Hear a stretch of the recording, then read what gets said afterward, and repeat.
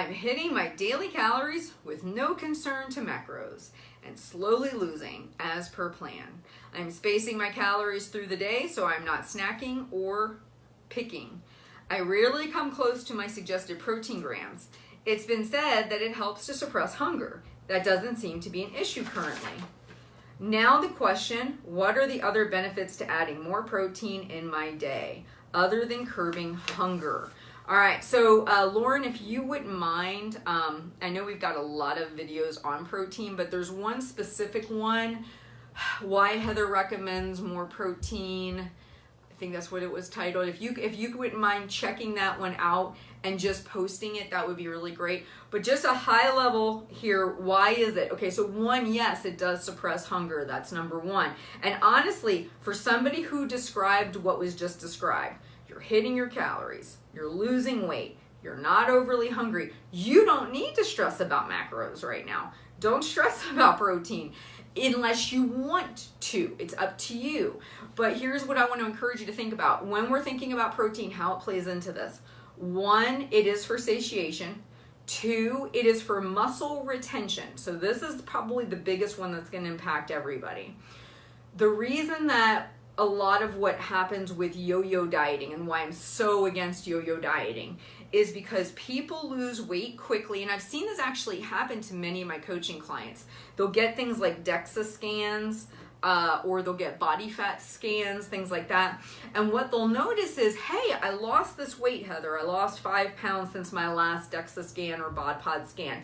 And they go and they get their body fat analysis done. And what they find out is that they might have lost several pounds of muscle, and they maybe have even gained some pounds of fat. That has happened, but typically they'll lose maybe a little bit of fat, they'll lose maybe a larger quantity of muscle, and they've lost body weight. So let's just use a hypothetical 5 pounds. Somebody's 5 pounds down on the scale, bathroom scale, 5 pounds down. I have seen clients lose 3 pounds of muscle and 2 pounds of body fat, having done these extreme things in the past. And then what happens is, when you gain weight back, which a lot of people do, even if you get to your goal weight, there's usually a certain amount of weight that comes back. What happens is when your body goes on a diet, it loses muscle either usually equally to fat or sometimes even more than fat. And that's why you want to be very cautious with these really low calorie extreme diets, because you're not just dropping body fat. You're not even just dropping water. You're also dropping muscle. And when we're talking muscle, we're not even talking about biceps and things. We're talking about smooth muscle that can make up organs and other things.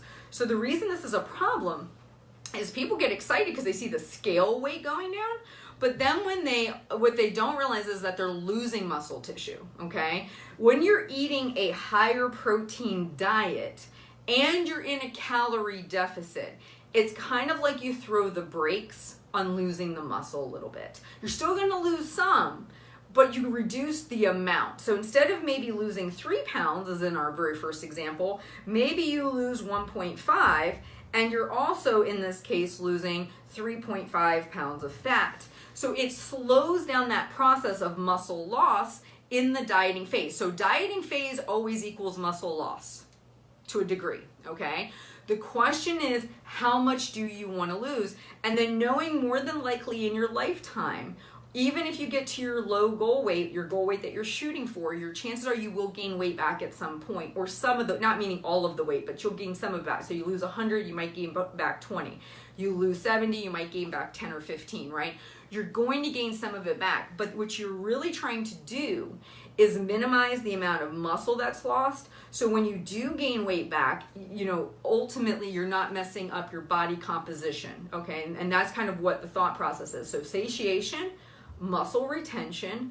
The other thing is that protein is actually kind of unique in that it's one of the only ways that you can, it's one of the only macronutrients that when you consume it, it actually requires a larger amount of energy on your body's part to take it from its original form and break it down into usable energy. So in that conversion, so if you're talking just hypothetically 100-calorie chicken breast, if let's just say 30% of the calories are lost in the conversion process, the breakdown process, you might only get a net 70 calories from that chicken breast.